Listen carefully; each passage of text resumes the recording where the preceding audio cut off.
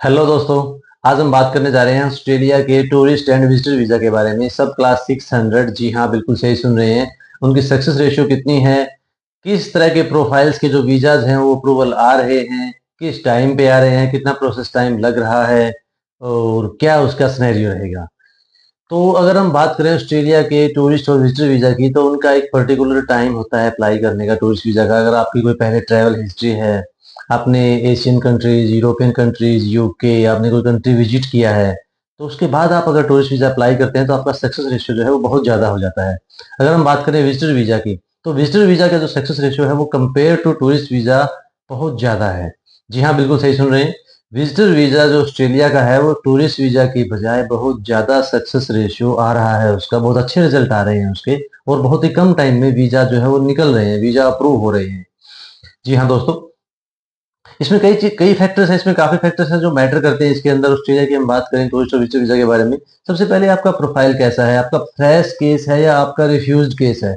जी हाँ, Australia fresh case को अलग तरीके से ट्रीट करता है और रिफ्यूज केस को ऑस्ट्रेलिया अलग तरीके से ट्रीट करता है।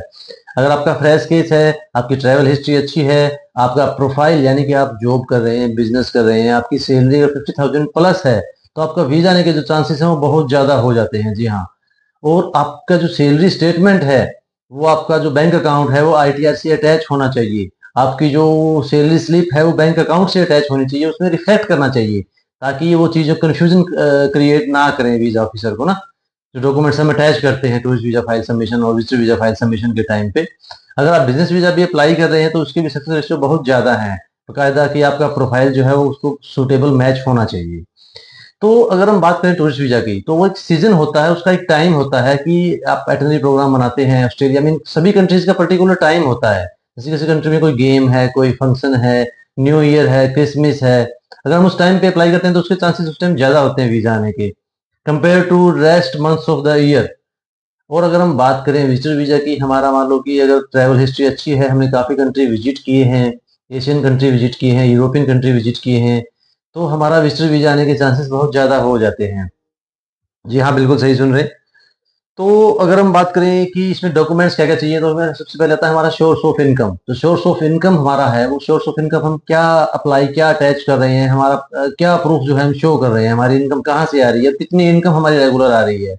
तो सपोर्टिंग डॉक्यूमेंट का हमारा जो लगाना है वो बहुत ज़रूरी है। और जो फ्रेश एप्लीकेशंस हैं, फ्रेश एप्लीकेशंस को अपना प्रोफाइल है बहुत ध्यान से लगाना चाहिए। अगर सैलरी 50,000 प्लस है टूरिस्ट वीजा में या विजिटर वीजा में, तो उसका सक्सेस रेशियो बहुत ज़्यादा हो जाता है आने का।